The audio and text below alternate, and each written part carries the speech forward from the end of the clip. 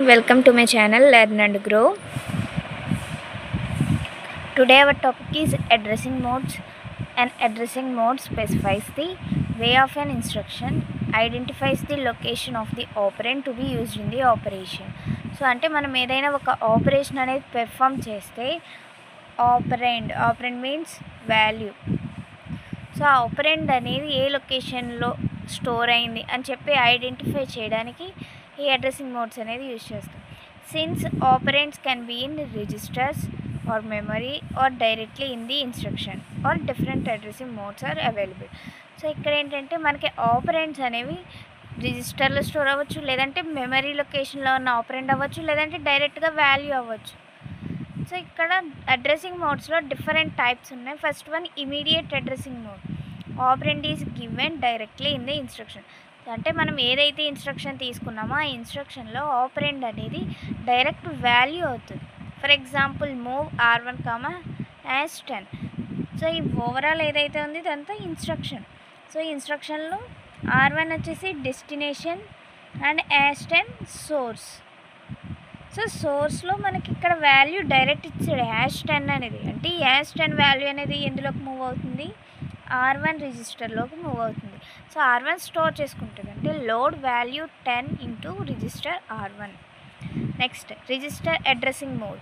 ఆపరెండ్ is located in a processor register. అంటే మనకి తీసుకునే ఆపరెండ్ అనేది రిజిస్టర్లో స్టోర్ అయి ఉంటుంది. For example add R1, R2. అంటే R1లో ఒక వాల్యూ ఉంటుందండి, R2లో ఒక వాల్యూ. ఈ టూ వాల్యూస్ ఏమవ్వాలి, యాడ్ అవ్వాలి. యాడ్ అయ్యి R1లో స్టోర్ అవుతుంది. Next direct addressing mode. Instruction specifies the memory address of the ఆపరెండ్. So ఇక్కడ మనం తీసుకునే ఇన్స్ట్రక్షన్లో మెమరీ అడ్రస్ అనేది ఇస్తాడు ఆర్ మెమరీ లొకేషన్ అనేది ఇస్తే ఆ లొకేషన్లో ఉన్న వాల్యూ అనేది ఇక్కడ మనం కోడ్ ఏదైతే ఇస్తామో ఆపరేషనల్ కోడ్ అనేది పెర్ఫామ్ చేస్తుంది. For example move R1, 5000.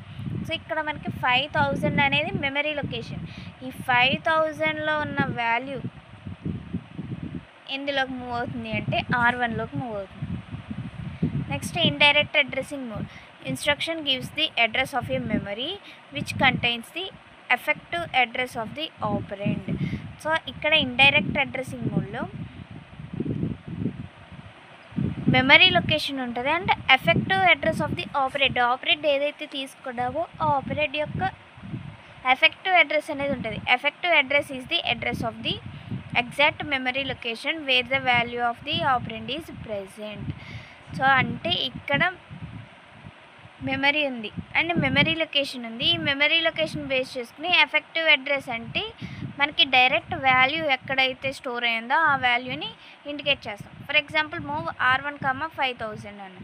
అంటే ఇక్కడ మెమరీ 5000లో 7000 అడ్రస్లో మనకి డేటా అనేది స్టోర్ అయింది. ఫర్ ఎగ్జాంపుల్ ఇక్కడ ఒక మెమరీ తీసుకుంటే 5000, 6000, 7000, 8000. సో ఇక్కడ వాల్యూ 2 అనే వాల్యూ ఉంటుంది. సో ఇక్కడ మనకి ఇచ్చిన వాల్యూ మెమరీ లొకేషన్. ఈ మెమరీ లొకేషన్లో డేటా ఉంది అని చెప్పి. సో ఇదేం చేస్తుంది అంటే ఇక్కడ మనం ఎఫెక్టివ్ అడ్రస్ తీసుకున్నాం. అంటే ఆపరెండ్ యొక్క ఎఫెక్టివ్ అడ్రస్. అంటే ఇదేమవుతుంది, ఆపరెండ్ ఎక్కడైతే ఉందో ఈ అడ్రస్ని ఇండికేట్ చేస్తుంది. అంటే న్యూ మెమరీ లొకేషన్ 7000 అవుతుంది అండ్ 7000లో ఏదైతే వాల్యూ ఉందో ఈ వాల్యూని మూవ్ చేస్తాం R1లోకి. Next register indirect addressing mode. The register holds the effective address of the operand in the memory. Same కానీ ఇక్కడ ఏంటంటే మెమరీ లొకేషన్ కాకుండా రిజిస్టర్ అనేది తీసుకుంటున్నాం. అంటే రిజిస్టర్ యొక్క effective address of the memory అన్న. అంటే మెమరీలో మనకి ఎక్కడైతే డేటా స్టోర్ అయ్యిందో ఆపరెండ్ని డైరెక్ట్గా మనకి ఈ రిజిస్టర్ అడ్రసింగ్ మోడ్ అనేది చూపిస్తుంది. Example move R1, R2. R2 contains address fetch ఆపరెండ్ from memory R2. So అంటే మనకి R2 అడ్రస్లో R2 అనేది సమ్ అడ్రస్ ఉంది. ఆ అడ్రస్ని బేస్ చేసుకుని మెమరీలో ఉన్న వాల్యూని మూవ్ చేస్తాం R1లోకి. Next indexed addressing mode. Effective address is equal to base address plus index register into scale.